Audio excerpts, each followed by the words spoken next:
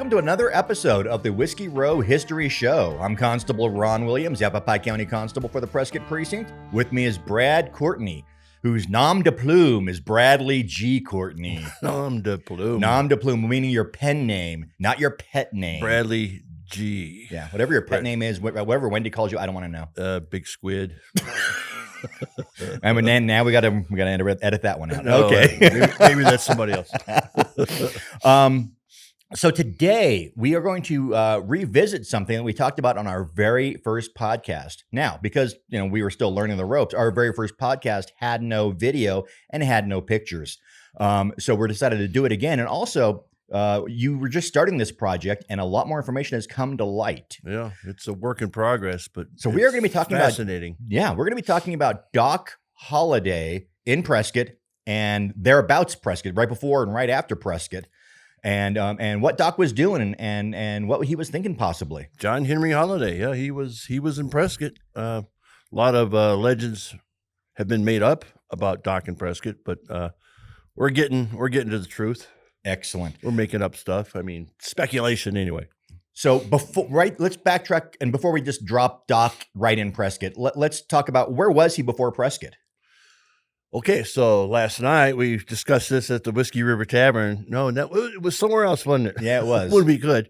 So let's start back with Doc moving from Texas to Dodge City, Kansas. He had met Wyatt Earp in Fort Griffin, Texas, and Dodge sounded good to him.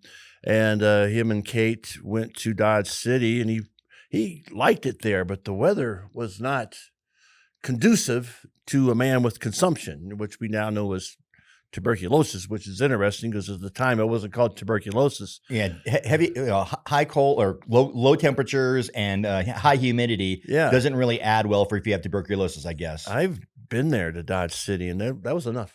That was enough. One time was enough. I can see why they said get the hell out of Dodge because it wasn't bad, but it was 104 there the time I was there. Probably 200% humidity. And it wasn't fun. But Doc was very sick, and he had heard about these Montezuma Hot Springs outside a place, new town really, called Las Vegas, New Mexico. And a lot of people think, when they hear Las Vegas, they think it's Nevada. But and I did the same thing when I was driving to Colorado. I saw a sign for Las Vegas. I'm going, they copied that. Vegas, baby. Yeah, it's the other way around. Las Vegas was there first, and I forget what it means. So what happens in Vegas stays in Vegas, but what happens in Las Vegas, New Mexico, everybody knows about eventually? Yeah, go to the hot springs and feel better. But this Montezuma Hot Springs was a place that had a reputation for centuries. Even the indigenous people thought it had healing properties. And I'll talk about that because I went there. And we're going to put that picture on the... Only if you really want to. I don't think anybody really wants to. But he was very sick, and he was going to these hot springs to treat his consumption. On the way there, he got sicker and sicker, and him and Kate stopped in Trinidad, Colorado, and they stayed for 10 days. And they met a guy there that was driving freight. He was a Teamster. He actually recorded... about toting Doc Holliday, and this woman that was with him that had a German accent, he said. But they went right to the hot springs, and for the record, then Kate did have an accent. It's what the Teamster said, yeah, because she came from a German community, and at the time it was called Pest, Hungary, and became Budapest, but it was the German community, I guess is the way to put it. But she had an accent, and Doc went to the hot springs, stayed there, and Kate must have went into town in Las Vegas and get set up, because I don't think women were allowed at that time. There was an adobe house there, and it'd be improper to have women in the water with the men. Yeah, that's right. And what year? I've been in those hot springs. They're not very big. We're talking about this was end of 1878, first of 1879. Okay, so winter 78, so 79. They were traveling, and they had to go through the Raton Pass. Maybe I'm saying that right, but I guess that was terrible at the time. I don't know if you've ever driven it, but no. I've driven it a couple of times, and it's a place where blizzards and things are very common. My daughter one time got caught in a real big blizzard there, but it's not that high, but it was treacherous at the time. They said it was really, really steep. I read one thing in Gary Roberts' book. It took 5 days to get through Raton Pass with a wagon. Oh my God! So, and there was a point where they even had things stuck in the wall. I can't think of one of them where they could tie to get the wagons up through there. So, and the train was going. They basically had a winch to help haul the wagons up. It sounds like it. And the train was being built at that time. Okay. The railway was being built at that time and eventually hit Las Vegas, New Mexico. But at the time, they had to go by stage. Do we know if the Montezuma Hot Springs helped Doc? Yeah, they revived him, and he was soon on his path. His not so merry way again. Not so path of rectitude. not so much path of rectitude. Not so much merry way. Next thing you know, he's getting fined and arrested and all kinds of stuff. So he does. He eventually gets, after Montezuma Hot Springs, he does get to Las Vegas. He does get to Las Vegas, and whatever happened in Vegas, everybody knows about now. Yeah, and you talk about it wasn't a gambling place because the New Mexico territorial legislature passed a law against gambling, and he left Dodge partly because they had stricter gambling laws, which we found out later it was really a good way to make money because they'd let them gamble and they go, well, let's arrest this guy and they'd find this guy. We talked about in the past how they use the fines basically as a tax on the vices, where they could stand up and morally say we're against this, but we're going to tax you every first of the month. I'm sorry, we're going to arrest you every first of the month and haul you before the judge. You'll pay your fine, and then you can go back and keep on doing your vices. It's more of a tax than an actual fine. Idea. Yeah. So he gets to Las Vegas, and they shut down gambling. They shut down gambling, but Doc is a gambler, and he gets arrested. He actually got, and I believe this was, it was early 1879, probably February, probably March. It was probably March because of what happens next. But he got fined. He paid. I think he paid the fine. He actually got arrested for holding a weapon too, carrying a weapon, and he paid that. And then immediately after that, he heads back to Dodge City. Get the heck out of Las Vegas. Partly he couldn't make money, and he was actually recruited by Bat Masterson to the Santa Fe Railroad and the Rio Grande Railroad were fighting over the Royal Gorge. Because there was only one way to get through there was only enough room to get for a railway to be laid through the Royal Gorge. I mean, it was very narrow. And what happened was... Now, I'm assuming that would be a legal battle, not a shooting battle. Well, yeah, it was both. Okay. It was a shooting battle until it was a legal battle. Okay. But it was in the courts for years and years and years. So what happens, the Rio Grande had the rights. Then they leased the usage of it to the Santa Fe Railroad, but they didn't. I don't know if they'd built anything yet or not. But when Leadville, Colorado, had this in that area had a silver strike. I mean, a major silver strike. The only way to get back through toward New Mexico and Kansas was through this Royal Gorge, or at least New Mexico. And so Rio Grande wanted it back, even though the Santa Fe had it. So the Rio Grande sent some armed group to protect, intimidate. Yeah, intimidate. And so Santa Fe goes, well, heck with that. So they got Bat Masterson. He raised an armed group. I can't think of another word for it, but in that group was Ben Thompson. Doc was in there. So I think he might have been called because right about the time he gets there is when the call was made. So I don't know if Bat knew something, but this was a $3 a day job. So it was how to make money. And there was some shooting and it got, but Bat Masterson's group kind of won the whole thing. But in the end, it went to the courts and it was given to the Rio Grande, so. And $3 a day, I mean, obviously today it's half, it's a third of minimum wage or something. Yeah. But I mean, back then I think a miner made $4 a day on average. So $3 a day just to kind of, stand around and look intimidating. Yeah. I mean, it wasn't bad money. No, not bad at all. $3, we could do the inflation calculator thing and it'd be okay. Yeah. I think it was like $100 a day probably. It's not, and you got board, not board, BOARD. You got room and board. I don't know. I'm sure they So they paid for his room, they paid for his food, and you just had to stand around and look intimidating. And if things got bad, you pulled your gun. Yeah. And I mean, that sounds like Doc's regular life anyway. So he might as well get paid for it. Right. And what happened was, though, is he did that. And then he goes to this place called Otero, which is very, very temporary place. It was as far as the railroad had gone. So he set up a little town there. And at some point, Doc goes there and actually opens up a dental practice. Really? Very shortly. I mean, it was very short. So he's still practicing dentistry then? Yeah. Like we talked about last night, it was almost like a traveling salesman type dentistry. Here I am, step right up. Let me pull your teeth. He has a little wooden sign he hangs up in front of his hotel room, and he has his little bag full of pliers to pull teeth out. Give me some false teeth he made, he's ready to put in there. But that was so short-lived. He actually goes back to Dodge City a little while. Kate's not with him, by the way. And there's a rumor, and there was a report later that she had gone to Santa Fe to practice her profession, because there was a report that called her a Santa Fe tidbit. A Santa Fe tidbit. And it was very clear that was a euphemism? Yeah. For the horizontal employee? It wasn't a real nice description of Kate, but eventually he gets back to Las Vegas, New Mexico, and we can go from there. And at that point, what year? We're still in 79, right? We're still in 79. So he's back in the early summer of 79. So in that 6-month period or thereabouts, he's traveled a lot.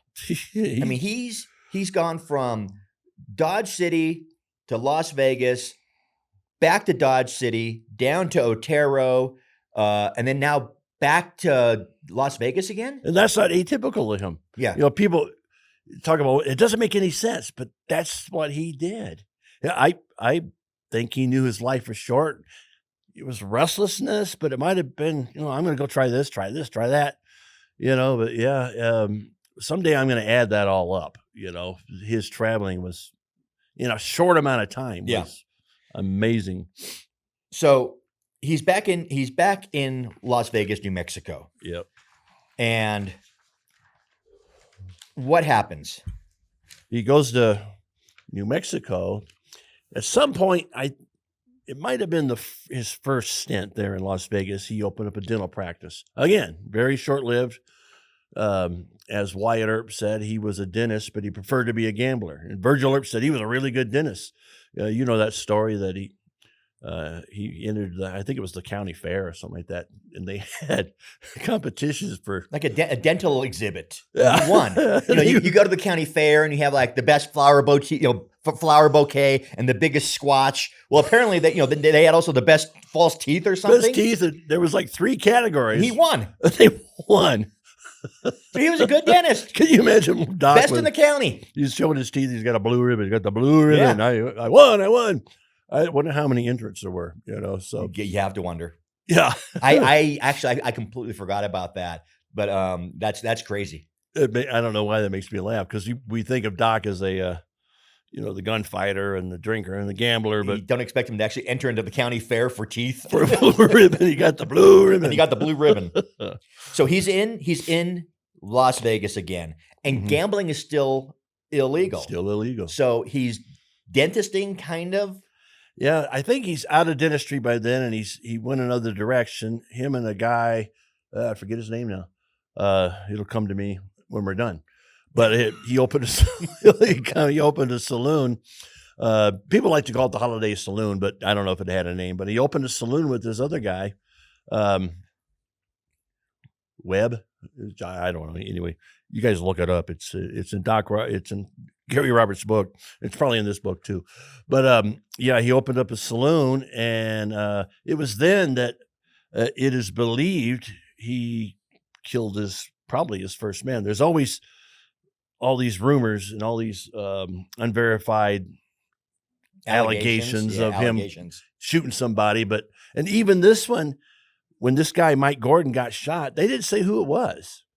After the Tombstone thing, they went ahead and said, it was Doc Holliday. And they called him they weren't very they didn't like Doc very much. He was not a good guy. But he actually, he opens up a saloon with another gentleman. With another guy. Which means that he had the finances to build a saloon. Right. And he inherited some money from his mother. There was some building in Georgia, I don't know if it's Griffin, Georgia, that he had some claim to, and he sold that, so he made some money from that. So he had money. And I think he was practicing dentistry, on the run too. I think he was making money. People have always wondered where he got his money. He had money, and here's something that's interesting. He had the saloon on one lot, and he bought the lot next to it. And I'm thinking he was thinking of settling down there in Well, there I in mean, Las if you're Vegas. buying property and you're running a business, well, technically he may be running two businesses if you consider dentistry and the saloon. Right. Then no, it sounds like he is trying to settle down. Sounds like it. Yeah. Now, did he run gambling illegally out of that saloon? So I don't know where he probably did. It was probably out of that saloon, but he got arrested again. And this time he was sent to jail. There was $200 bond, and he pays it. I think I looked that up. That was like $6,000. Yeah. So he had money, how he was just, I think he was a traveling dentist.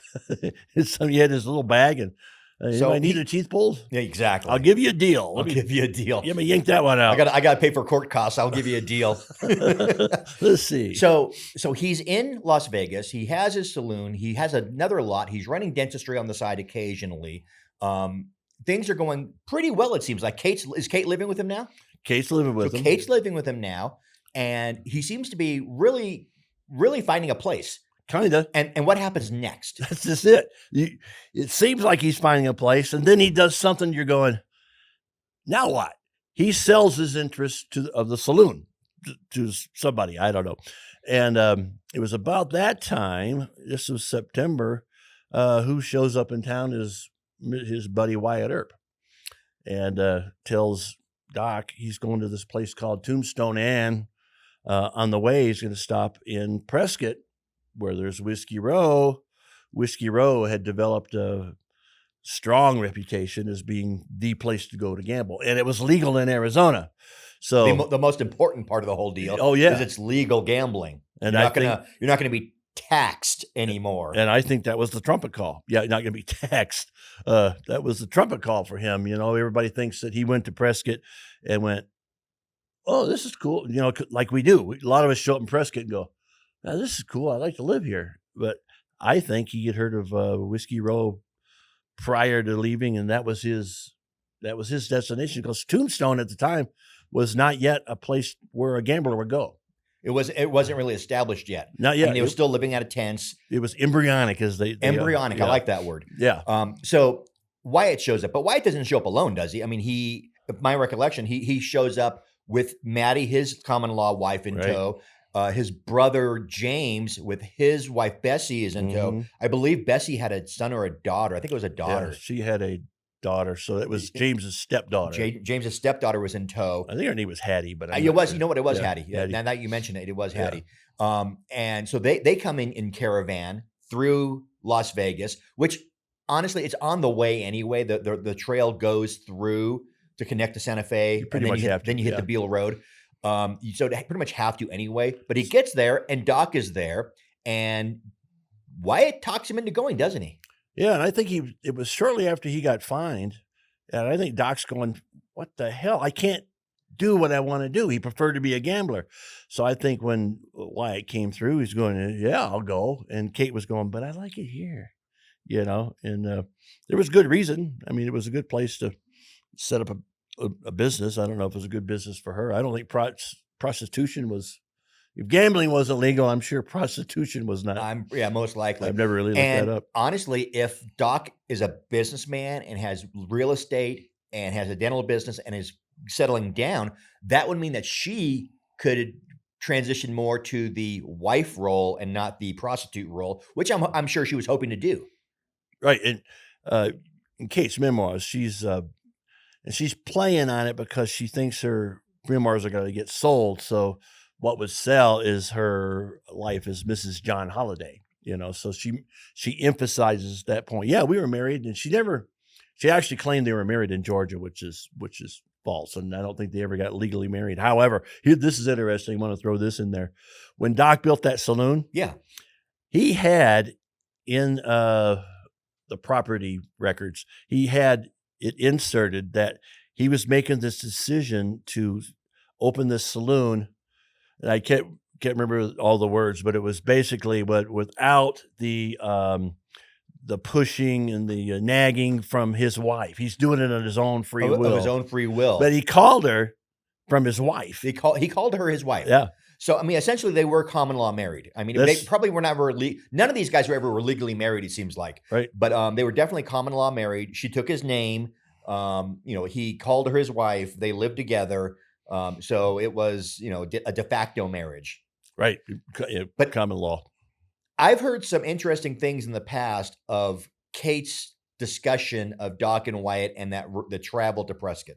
Yeah, very good. I think this is very significant too, because of the Doc and Wyatt story. That's become legend, and they rode together, and they were peanut butter and jelly. Yeah, and they did eventually. After when the Vendetta ride that comes up, and the whole 75 feet from the OK Corral fight. Thank you, Mike Mihailovich, for that description. The gunfight 75 feet away from the OK Corral. I prefer the street fight on Fremont. But I do too. The fiasco on Fremont. On Fremont, yeah. So you don't bring a drunk dentist to your gunfight. So yeah. So let's talk about Kate's memoirs real quick. So Kate wrote her memoirs when she was up in the Pioneers home, and I'm pointing over there. It's actually, we should be pointing that way. Oh, thank you. If I'm pointing this way, that means it's that way. Yeah. When you're talking about the Prescott Pioneer Home, which was a nonprofit, government-funded retirement home, first in the state, that was for miners and ranchers who were destitute in the after the turn of the century, who had lived here for at least 50 years, and they were destitute, and they gave them a retirement home to live in. And I think you had to be American born, but I'm not sure. But she lied about her birthplace as Davenport, Iowa. And she was not unlike common legend, she was not the first woman at the Pioneer Home, but she was one of the first women at the Pioneer Home. Well, I don't know about that. You don't think so even? Well, 15 years before that is when they opened it to women. So that's a long time. That's a long time. So no, okay. So she was just one of a long line of women who were there. Yeah, there was a legend that went around that Kate went in and she pioneered the way for other women to come into the. She went there and she complained about the situation. Well, she complained a lot, and I'll be honest. I like to say that Kate was the first Karen, because she did. She wrote the governor. She complained to the governor. She complained to everybody up the chain of command until she got her way. And she probably had reason to. Oh no, she had reason. It was the conditions were not great. It was government housing. I mean, it wasn't great. And she complained, and she got things done. And I've been up there. I'm going, oh boy, yeah. This is. But I mean, in a sense, she was the first Karen. She wants to talk to your manager. It may happen to be the governor. A squeaky wheel. She was a squeaky wheel. Yeah, she was always a squeaky wheel. So anyway, they're going to Prescott. Right. And you said, or I believe you said, that it was during this trip that Doc and Wyatt really started to become close friends. And that's per Kate. And that was, before I went off on a tangent, that's what we were talking about. That was what we were talking about. This is why we have outlines. That's why I have you here to keep me on task here. I think this is very significant. Let's see if I can think of anything else to fit in there before I talk about this. No, I'll talk about it. But So when did Wyatt and company actually get to Las Vegas? So if you read the reports, you know he was there early. I think it was September 7th. It was reported in the Dodge City paper that he was leaving, but he got to. It was probably middle of September. Middle of September. There was some report about him being there, and it was a September 20-something report. You could tell he'd been there for at least a little while. And so he was there September, October. He was there. He probably stayed there longer than he did in Prescott. It looks like that. Well, I mean, you got to resupply. You've been on the road for a while. You want to rest. Yeah. And who knows? The weather may have been an issue at that point. Right. So it was September, October. Yeah, that's true. It's a little early for the weather to be a problem. Too bad. But then they leave, and they leave Dodge when? Somewhere. I'm saying probably middle of when they leave Dodge. Yeah. I'm sorry. When they leave Las Vegas. Las Vegas is probably middle of October. Middle of October. So they're almost a month there. Yeah, and it could have been earlier. But, give or take several weeks. At least. Gary Roberts and I talked about it. It's very possible they got there end of October. It says November 1 and got where? I'm sorry. In Stuart Lake's book. They got to Prescott. Oh. Yeah, I got ahead of myself there. I wanted to say, too, that Kate wrote her memoirs up in the Pioneers' home. That's where I started to say. Yeah. It was after that Stuart Lake book that wasn't very nice to Kate. So, and they didn't realize she was still alive. They didn't know she was alive. But for 1896, there was a report that was bylined to Wyatt Earp, and it pretty much said that they thought Kate was gone, that she had drank so much whiskey. She was probably gone by then, but she was not. She was a tough old lady. Yeah. She lived to 90. Somebody sent her that book, and she goes, I'm going to tell some lies, too. I'm going to make some money, too, and tell some lies. Yeah. So they leave Las Vegas in October after spending roughly a month, several weeks in Las Vegas. Yeah. They take the Beale Trail. They go through Santa Fe. They go all the way, and they end up working down into Prescott. And that's the point we were trying to make 20 minutes ago, probably. Yeah, probably. This is when Wyatt and Doc bonded. And you think about it, they were in Dodge. They would have been acquaintances. They were both very busy. He had a dental practice. Doc was sick, but I don't think they were inviting each other for barbecues at the house. Yeah. According to Kate, they were just acquaintances. So now they're traveling in a wagon together, and it's pretty clear that Wyatt and Doc and Maddie and Kate were in the same wagon. And based on the Starline newspaper ads, or the Starline was the mail and stage line that went from Prescott to Santa Fe, they did it in 7 days. So assuming they kept roughly the same pace, it was about a week to 2 week travel for them. And they were in a hurry to get to Tombstone, so they weren't. They weren't dilly dallying. They were a lot, they weren't. But at the same time, they weren't changing horses out either. So you can't go as fast. So I'm thinking minimum 7 days, at probably 10, as much as 14. 7 to 10 days, yeah. Yeah, 7 to 10 2 days. 2 weeks at the very, very at the most. very late, most 2 weeks, that they travel together from Las Vegas to Prescott. And that's a long time to bond with somebody when you have nothing to do but stare at cactuses. They're riding together all day. They're camping tonight, and they were having deep conversations. And the way I envision it is Kate's kind of, Wyatt and Doc are hitting it off, and she's kind of getting jealous. Pushed off, getting jealous. She's pushed off to the side, so she didn't like the Earps. For several reasons. And that one reason was she believed they stole Doc from her, or especially Wyatt. But so somewhere around late October of 1879, and very early November of 1879, the Earps and Doc hit Prescott. Right. Now, I know for a fact that there are no newspaper records of them getting here. Very often in the paper, it would say, so-and-so's arrived from this town, so-and-so's arrived from here, so-and-so came on the stage. There's no record of them arriving, any of them arriving in Prescott. Right. And usually when they would announce that, it was with the Star Line. It was the people who were riding with them. Every now and then, like the Nicholas Earp thing, a private party would come through and they'd announce it. But at this time, in 1879, there were so many people going through Prescott to get to Tombstone that I don't think they could keep up with it. And this is a very important point, too. There was no fanfare. It wasn't like, Wyatt Earp's here, and Doc's here. They weren't, except for the cow towns in Kansas and that kind of thing. They weren't well known. They weren't known in Arizona. Yeah. I mean, they know Wyatt Earp was just another guy coming through. He wasn't wearing a badge. No. And Doc was just another guy with who's a gambler coming to town. With a Southern Georgian accent. Exactly. So they get here, and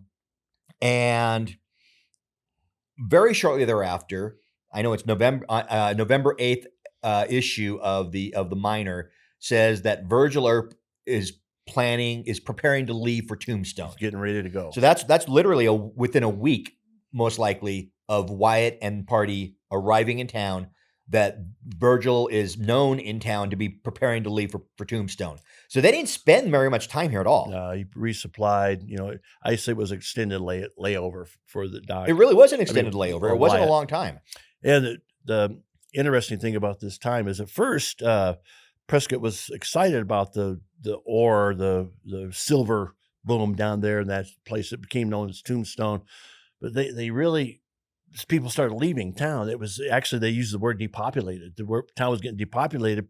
Significant people like Thomas Fitch and Dr. George Goodfellow and Johnny Behan and those people, they were going down to Tombstone, and Sam Hill went down there. Nathan Ellis and Al Whitney, who founded the Palace, they left and were setting up a business down there. I don't know if they were planning to stay, but they wanted to get in on that. And something I just learned that you mentioned to me last night was that the gentleman who owned the 3 lots that the palace, the cabinet, and the bathhouse all sat on, which is now the lot of the existing palace, he went down to Tombstone. He was co-owner of the birdcage. Yeah, and he was. Now, this is a good time to bring up the Prescott Doc Holidays and the forum we're going to have. One of the speakers is going to be Mike Mihailovich, who just put out the book about the Birdcage Theater. And I don't have the dates in my head, so he's gonna talk about that. But Hugh McCrum is the guy. He owned some property in Prescott, but he owned the 3 lots where the palace sits today. And Bob Brow and Barney Smith and Ben Belcher bought those 3 lots for only $7,000. It was like nothing really. That's where the palace sits today. But and I don't have the dates, he became an owner of the Birdcage Theater. So it was really a brain drain where all these movers and shakers of Prescott saw a chance to make money, reinvent themselves, whatever the case may be. And they were leaving in droves to go down to Tombstone and try to either strike it rich or redefine themselves or reinvent themselves. And this bothered Prescottonians because in 77, we got the Capitol back. Now the population is going down to southeastern Arizona, and people say, well, we should have a capital down there. So at first, yay, this is great. This gives our chance for statehood a stronger position because of the money being made. But I think I looked at the population at the time of that area. Yavapai County was like 5,000 people. Yeah. Down there was 17,000 people. The population was down there and leaving. And that's why when Virgil left, they started making fun of Tombstone, that name especially, because they didn't understand how it was named. And in that report, Virgil getting ready to go, it says he's going down to Tombstone. We don't like tombstones. We try to stay away from them. But there was a bit of sayonara, of fear and jealousy, I guess. It was both. Yeah, both. So the Earps, Virgil, Wyatt, James, and their women, Allie, Maddie, and Bessie, and Hattie, Bessie's daughter, they all leave somewhere in mid-November. Yeah. They leave and go south to Tombstone. Bye-bye. Yeah. But Doc doesn't leave. Doc stays. And I think, it's some people say, think it was Kate's idea to stay there. I really am pushing the theory that Doc had planned to go there the whole time. This is a much better place to gamble than anywhere else, probably in the territory. And Tombstone would become a gambling attraction, but in 1879, it was, I read, at this time, some of the saloons were still in tents. Yes. So it was rough. It was very rough. It was a tent city, essentially. Right. So Doc stays behind. Do we know where Doc was living? Actually, I know he leaves pretty shortly thereafter, but during this quick time he's here for a matter of a couple months, do we know where he's staying? No, and there weren't that many choices, really. So I have a guy, fantastic researcher, his name's Dennis McGowan, and I had him look for every place of lodging that would have been in town at that time. So we have some choices. And when I go through that, I'm going to say, well, it's, where a man and woman could have stayed together. There were several lodging houses. There wasn't a first-class hotel. That was a big problem in Prescott's eyes. Some people blamed it. We don't have a first-class hotel. That's why everybody's leaving. But that wasn't the reason. And but there were a few choices, and maybe we'll find out, but no record of it. There's no record. It would have to be a hotel or a lease. Yeah, and that's really not a thing that gets saved for hundreds of years. So they arrive in very early November, probably. Do we know how long Doc stayed that first stint? No, and this is the mysterious part of it. Kate said that shortly after they were there, that they got a letter from from Wyatt, and Wyatt said, there's a chance to set up a dentist practice here. Did a study of that with my researchers. There was actually already 5 dentists in place at that time. In Tombstone. And we found only 1 in Prescott. So Doc would have had a good chance. So he would have been better off as a dentist in Prescott than appears Tombstone. that way, yeah. And, so that... But Wyatt's trying to entice Doc to come down. According to Kate, that there was a letter. And Kate didn't want to go. And I don't think Doc wanted to go because what we're getting to is how long and when could have been early or very late 1879, probably sometime in 1880, winter, spring. It's getting close, February maybe. That's it, but we're just guessing. It could have been really quick, but So they're arguing in Prescott. This, according to Kate, this is where they had their first argument, and we're all going, well, I think we know better. I think there's more than just one argument, and I don't think this was the first. I don't think, but this was maybe as far as for them, it was the first serious argument. I mean, I think it's very possible that what they considered a minor spat was a serious argument to most people, but for them, she considered this a serious argument, maybe. Yeah, and the way she presents it on her memoirs is almost like it was a discussion. Why don't you go this way and I'll go this way, and then but what happens is according to Kate, they were planning to go to Tombstone, or Doc was planning to go to Tombstone. She didn't want to. Another town was being set up. It was pretty young. Was Globe over there? Over that way. So Globe is. I mean, for those of you who aren't in Arizona or don't know Arizona, Globe is almost due east of.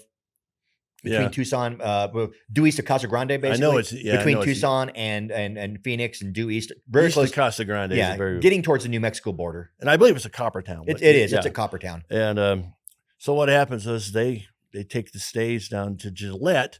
Gillette was the headquarters for a mine that was very prosperous at the time, and Virgil Earp had actually driven stage from Prescott to Gillette, and so he knew that very well. And Gillette, again, for those who don't know.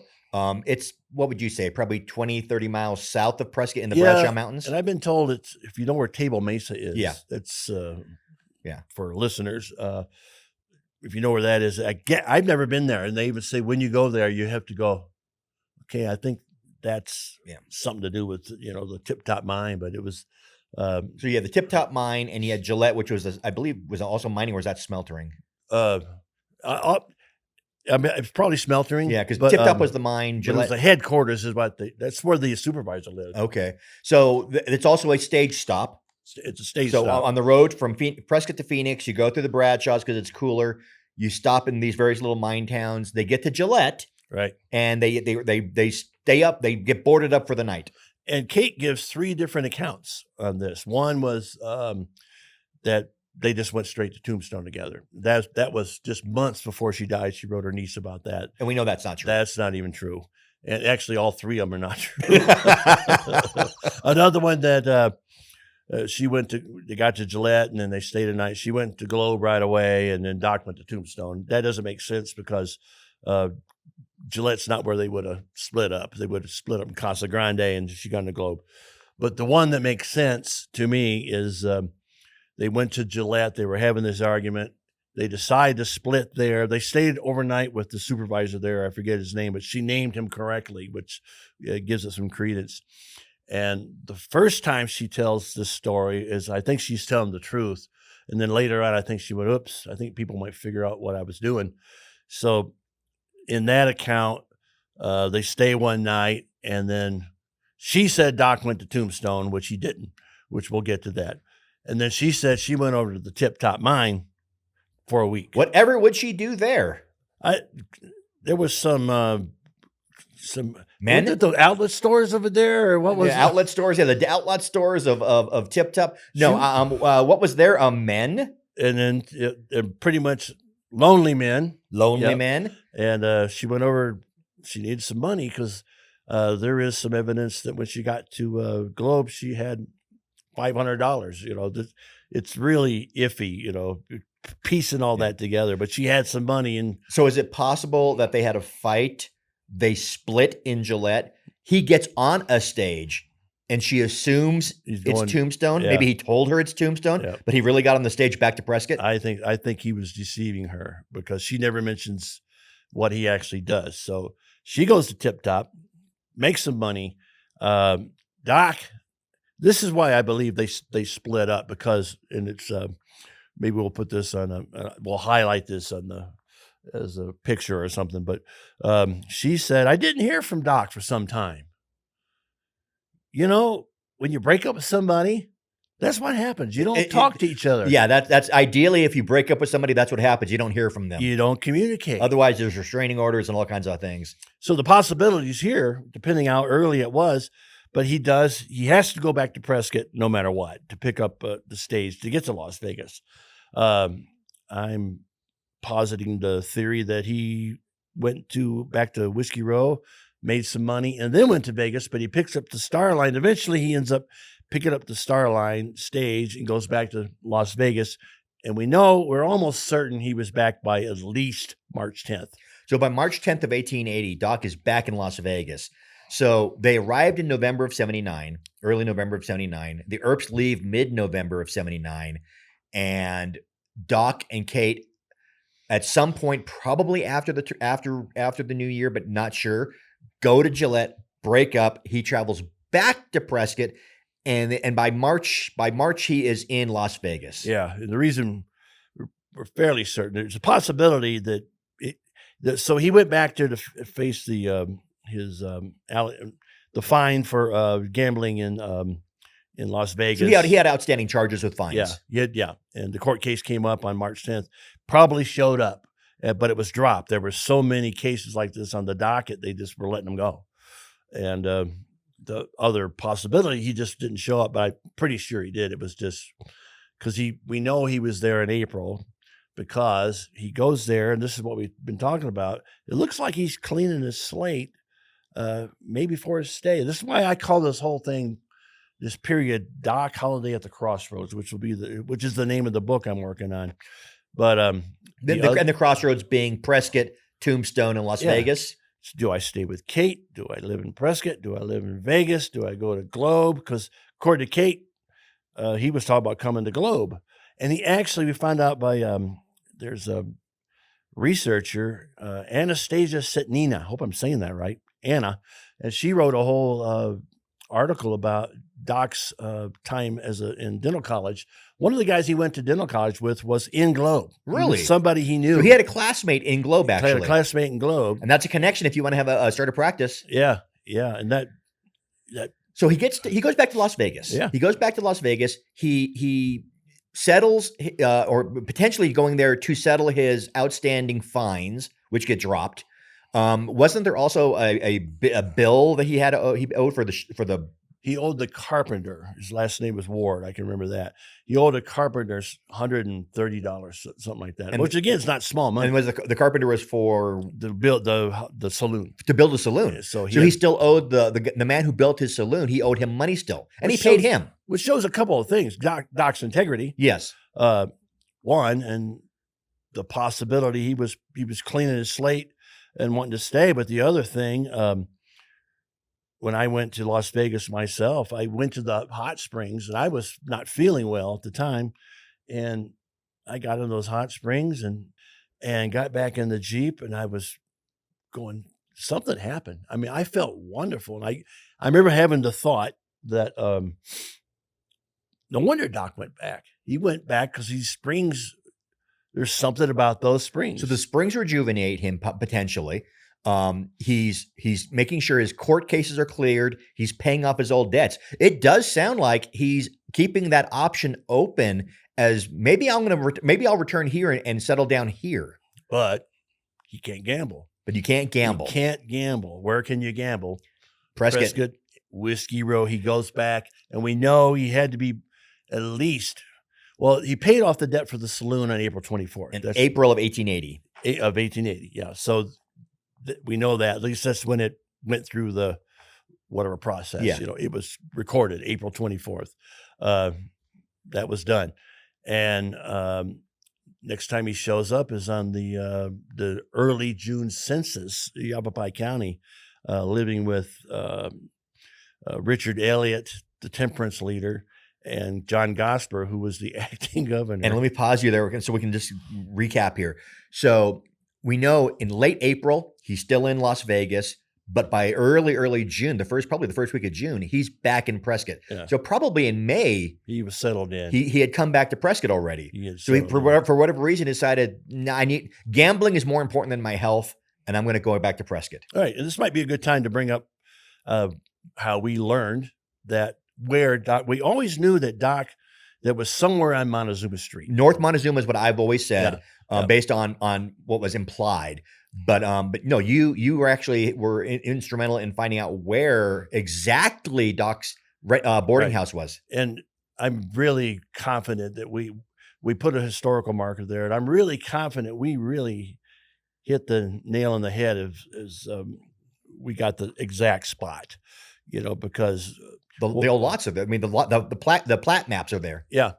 So that, and but what happened was I have a researcher. Her name is Sue Kissel, and she's just fantastic. So I'm sitting at the Charlotte Hall Museum archives, the research library, I think the research center they call it now, and I think I was looking at Daniel Mitchell's photographs, which will come up here. But I told her, I said, Doc lived with this guy named Richard Elliott, 1880, and we know it was on Montezuma Street, and that's all I gave her. And she was there that day, and she disappeared. And probably about an hour or so, she comes back, and she has the property records, Richard Elliott, which lots he owned. And I'd already come across in the newspaper him advertising a boarding house, which would today where Bashford Courts is that right? It's right behind Bashford Courts. Yeah, right behind. There's a parking lot there, and the newspaper ads that he took out it was just 2 lots behind where that would have been. So we knew it was in that area. She brings out the property records and it says the exact lots that he owned, and then we found a map, and he went back and forth. He had half lots, and he bought the whole lot. And it just so this was a big house. It covered 3 lots. And for those of you who I will back up there. Back up there. I don't think so, because it was a big house, but it burns down. Yeah. So, but he was a carpenter, so he rebuilt, and he had to make some money. So it was a little scary there for a while. He sold like a half lot to somebody, but he still had a half lot. So he rebuilds, and he wasn't advertising it as a boarding house at that time, but apparently Doc knew about it. Who else was living there was John Gosper. Yeah, so everybody knows what we're talking about. The house no longer exists. It's a parking lot. There's a song in there, I'm pretty sure, that my house has been turned into a parking lot. They took down his house, put it in a park. That, exactly. So if you're on Montezuma Street and you get a girly in Montezuma Street, they're at the corner, and you're looking. One corner is the Hotel St. Michael, and on the other corner diagonal is I think it's called Drawn West. It's a clothing boutique, and you had the whole Bashford Courts thing there. Behind that, there's an alley, and directly next to the alley, there's a parking lot. When you're in that parking lot, if you look across the street, you see Taratai and a few other, like the Hike Shack and things. That parking lot, the very far southwest corner of that parking lot, is where Doc's house, where Richard Elliott's house was, where Doc lived. So it was walking distance to Whiskey Road. No, when you're standing on the sidewalk in front of his house, you can see the palace clearly.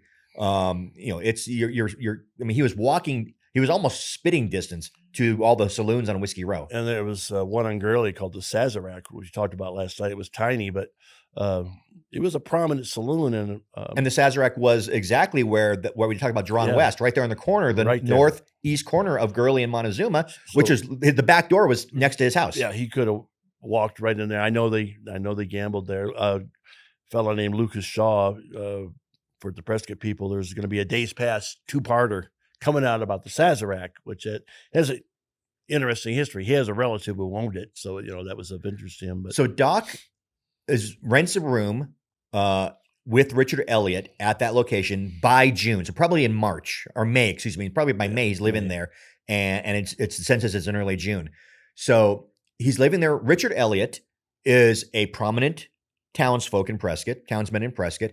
And what caught our attention early on was he was a mover and a shaker in the Temperance League in Prescott, Temperance League being anti-alcohol. And I'll let you talk about that. Oh my gosh. And here is Doc living with a it was called the Templars Lodge, and Richard Elliott at the initiation, the establishment of this Templars Lodge, was named the secretary of the Templars Lodge. So I'm looking at that going, Doc, the drinker, was living with a temperance guy. With a teetotaler. But, a temperance leader. He held office at the Templars Lodge. He was so committed to being against alcohol that he's the secretary of the organization. Right. And I wrote about it right in this book here. That must have been a problem. And then our buddy Peter Brand from Australia sent me this article that he found, and because he was studying Doc's and his involvement with the temperance movement, because he actually was part of it in Dallas. And before he left the path, I like to say this, the path of rectitude. He left the path of rectitude. He left the path of rectitude. This guy here, Val Kilmer, or Dennis Quaid, the path. I left the path of rectitude. So Richard Elliott is the secretary of the Temperance League in Prescott. And Peter Brand finds what? Yeah, he sends me this article about how the Templars Lodge disbanded, and they didn't even want to report it in the paper. The report came a year after the fact, and what happened is the secretary of the Templars Lodge, who was Richard Elliott, was sneaking in, like we do with a water bottle and put, vodka in there. Not that I've done it at the Phoenix Suns games or anything like that, but he was sneaking in alcohol and he was drinking. And, at the meetings. At the meetings, but apparently so were some other people. So there's... So the entire board of the Temperance League is sneaking alcohol into their meetings. And there was some officers involved, like bouncers or something like that, and they were drinking. They were all getting hammered. It sounds like a drinking party that's disguised as a temperance league. So they decide, well, that didn't work. So by the time Doc gets there, and this was years before Doc got there, he wasn't a temperance leader anymore, but no. That was fun to dally around with. But now the story is even better. And the other person there was John Gosper. John Gosper was the Secretary of State for the Arizona Territory, and for a big chunk of his term was essentially the acting governor, because Governor Fremont, the path loser, they call him the Pathfinder, but he was out of Arizona most of the time, so he was the path loser. Gosper was the acting governor, sharing a roof with Doc Holliday. Right. Yeah. There's always been these. You imagine what their conversation was like, because Doc was. He was kind of on the border as far as being a follower of the law, but Gosper had his own problems with that. Well, and I will say that the two different times that Doc was in Prescott, he was never in the paper. There was no shootings, no altercations, no scandal. Doc was very law abiding in Prescott.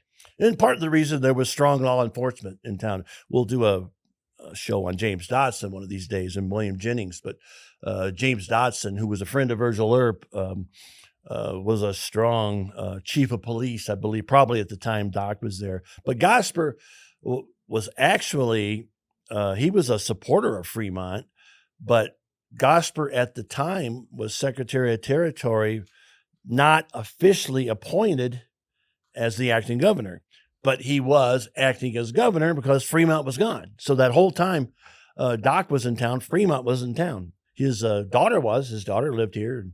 And, she gave us some insights about what Prescott was like at that time. And another interesting connection that may or may not, it's hard to establish friendships and relationships, when you're looking back 140 years. But several years prior to this, Virgil Earp, before he was constable in Prescott, was driving a wagon, like you stated, from Prescott to Tip Top and Gillette and back every day. And on one of his routes, he took Gosper and the editor of the Arizona Miner up to Tip Top, right, and showed him around and introduced them to people up there, and so that they could report back on the mining interest of the county. And so Gosper knew Virgil to some extent. And I always wonder, did Virgil put in a good word with Doc or with Gosper for Doc to help him get a room there? He could have, but it's pretty much accepted that Virgil had not met Doc until 79 that time. Yeah. He could have, I don't know. Virgil was actually in Tombstone by the time Doc got back. So I think Doc just presented himself very well. He listed himself as a dentist, although he never practiced dentistry in Prescott.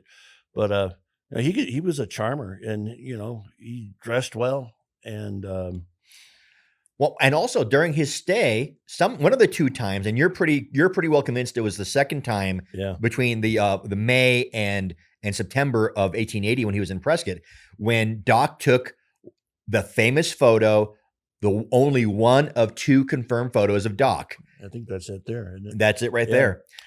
Taken in either 1879 or 1880 in Prescott. And the reason I say that, like we mentioned, that time, 1879 period we don't know how long he was here. It's very mysterious. It could have been very, very short, but it makes sense to me.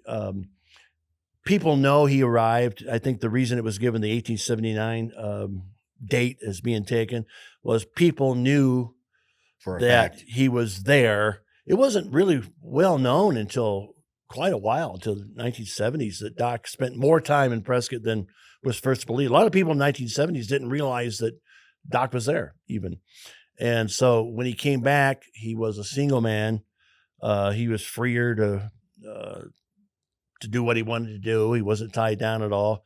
And Doc and Kate were still not communicating. So I think Doc went over to, his name was Daniel Francis Mitchell, which in those days, they often used the first 2 initials, DF Mitchell.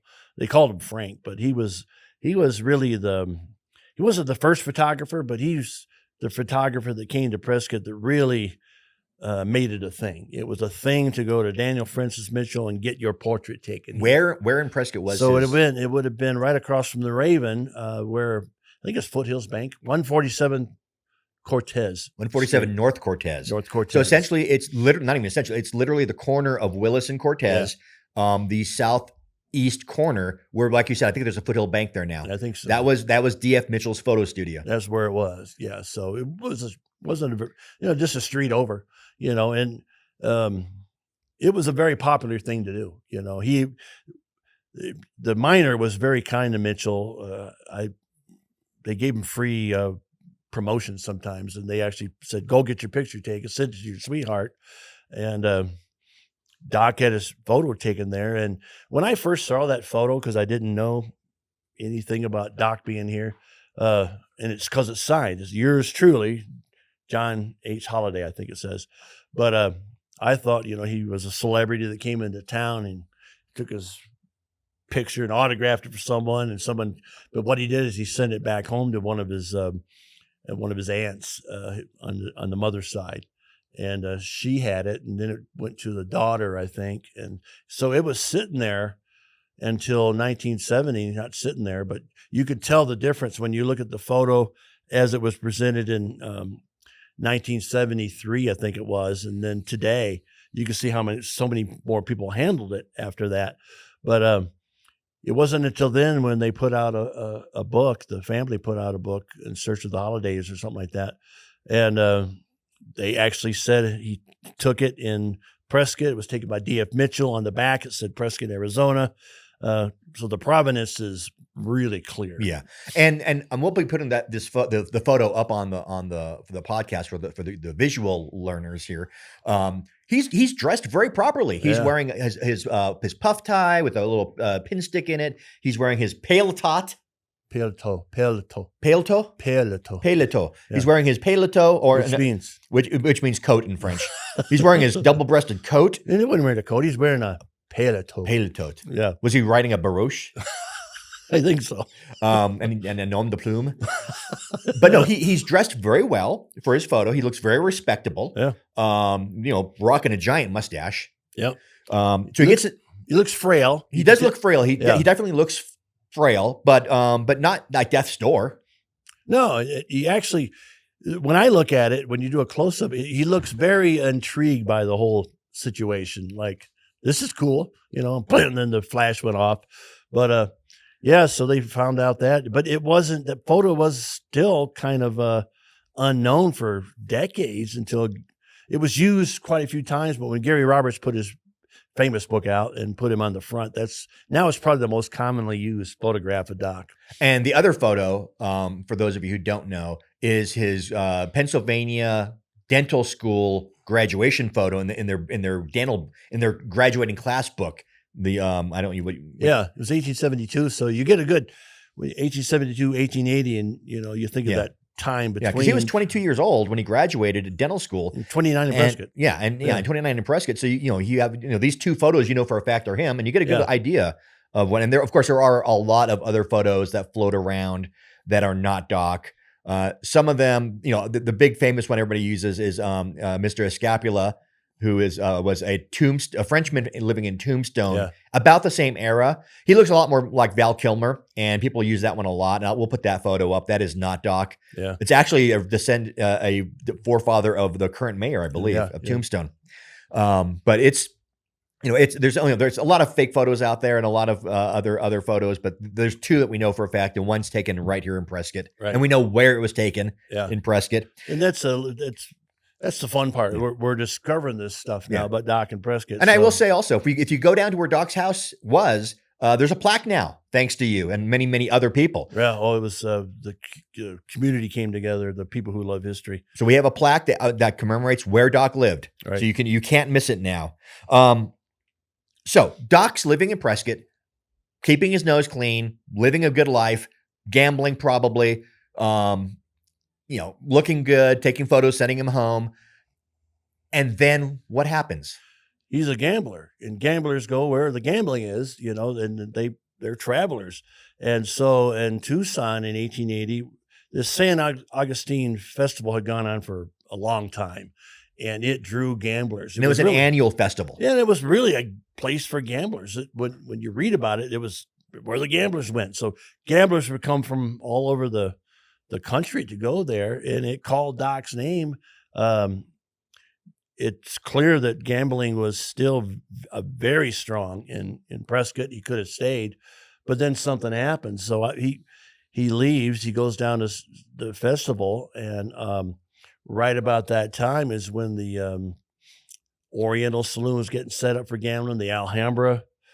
So, and those were all opening in June, July of 1880. Yeah. So when Doc was in Prescott, they were getting ready for that, and it may have been because they knew the gamblers would be coming from the San Augustine Festival, because that's what happened. Many of those gamblers from that festival went down to Tombstone right after that, and now they're all set up. And then shortly after that, the Gamblers' War, the famous Gamblers' War starts. So now Tombstone is the draw. So I think that's what drew. His buddy Wyatt Earp was there. Earp, and he was only a day away at that point. Yeah, exactly. Yeah, there was close. We drive it all the time from Tucson to Tombstone. But yeah, so he goes down there, and the gambling really was ramped up, and the timing was amazing. That's what drew. It was gambling that drew Prescott or Doc away from Prescott, where gambling was still strong. Gary Roberts, and I do too, leaves open the possibility that Doc, he just traveled so much, and he went where the gambling was. He would go to Tombstone or Tucson, may have come back up to Prescott, do a little gambling, back down, left that possibility open. But now Tombstone is the gamblers' place, and all the big time gamblers are there. Johnny Tyler and a bunch of others. Peter Brand's book's Peter Brand has a great book out there. It's called Johnny Tyler, but it's really about the Gamblers' War. That's on Amazon. I literally just finished that book, and it is really amazing. Yeah. The last 200 pages, I think I finished in one night. It was just, I couldn't put it down. Yeah. So Doc leaves Prescott, really never comes back again. Yeah. And then everybody knows about the Tombstone stuff. We're not going to rehash all that. Well, but something happened to something allegedly something happened in Tombstone. I'm not sure. Oh, okay. Yeah. Okay. Exactly. Let's talk real quick about Doc Hollidays, because after you've done so much work on Doc's experience in Prescott and Doc having such a connection to Prescott. Last year we put the monument up for him, the marker up for him, and we had a celebration. But this year is even bigger, and I want you to talk about Doc Holidays, Prescott's Doc Holidays. And it's also a good time to, people have asked, why did Doc deserve a plaque in Prescott? And the answer is he didn't, but he became such a legend.